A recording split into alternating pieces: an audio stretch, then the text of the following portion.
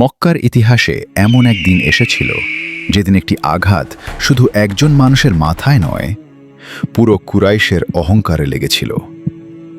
সেই আঘাতের শব্দ আজও ইসলামের ইতিহাসে শোনা যায়। এই গল্প কোনো সাধারণ যোদ্ধার নয়, এই গল্প আল্লাহর সিংহ হযরত হামজা রাদিয়াল্লাহু তাআলা আনহুয়ের। একজন মানুষ যার ঈমান মুসলমানদের দুর্বল সময়কে শক্তিতে বদলে দিয়েছিল। নবুয়াতের শুরুতে মক্কা ছিল এক অস্থির নগরী। একদিকে নতুন দাওয়াত, তাওহীদের আহ্বান, অন্যদিকে কুরাইশের পুরনো বিশ্বাস, ক্ষমতা ও অহংকার। ইসলাম তখন সংখ্যায় অল্প, কিন্তু প্রভাব বাড়ছিল দ্রুত। আর এই প্রভাবই ভয় ধরিয়ে দিয়েছিল মক্কার নেতাদের হৃদয়ে। এই সময় মক্কায় একজন মানুষ ছিলেন যার নাম শুনলে শক্তিশালীরাও সাবধান হয়ে যেত। হযরত হামজা ইবনে আব্দুল মুত্তালিব। তিনি ছিলেন কুরাইশের সম্মানিত বীর, অসাধারণ শিকারী, নির্ভীক যোদ্ধা এবং রাসূলুল্লাহ সাল্লাল্লাহু আলাইহি ওয়াসাল্লামের চাচা ও দুধ ভাই। কিন্তু তখনও তিনি ইসলাম গ্রহণ করেননি। নবুয়াতের ষষ্ঠ বছর। একদিন সাফা পাহাড়ের কাছে আবু জাহল ও তার সঙ্গীরা রাসূলুল্লাহ সাল্লাল্লাহু আলাইহি ওয়াসাল্লামকে ঘিরে ধরে। গালাগালি করা হয়, অপমান করা হয়, ময়লা ছুঁড়ে দেওয়া হয়, এমনকি তার গলায় পা চেপে ধরা হয়। কিন্তু তিনি কিছু বলেননি। তিনি ছিলেন সবরের জীবন্ত দৃষ্টান্ত। চুপচাপ উঠে চলে যান। এই ঘটনার সাক্ষী ছিল এক দাস।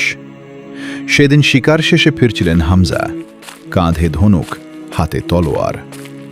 দাস বলল, হে হামজা, আপনি জানেন কি আজ আপনার ভাতিজার সাথে কি করা হয়েছে? এই প্রশ্নটাই যথেষ্ট ছিল। হামজার ভেতরের আগুন জ্বলে উঠল।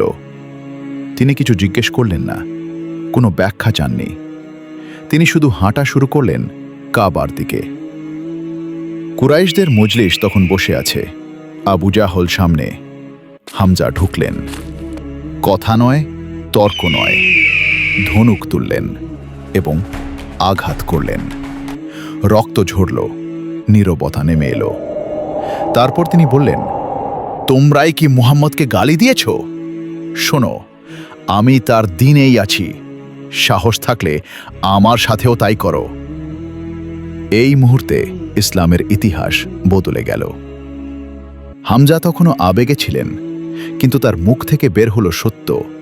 তিনি ঘোষণা করলেন, আমি সাক্ষ্য দিচ্ছি, আল্লাহ ছাড়া কোনো উপাস্য নেই, আর মুহাম্মদ সাল্লাল্লাহু আলাইহি ওয়াসাল্লাম আল্লাহর রাসূল। এই ঘোষণায় মুসলমানরা সাহস পেল, আর কুরাইশরা ভয় পেল। রাতে হামজার মনে প্রশ্ন এলো।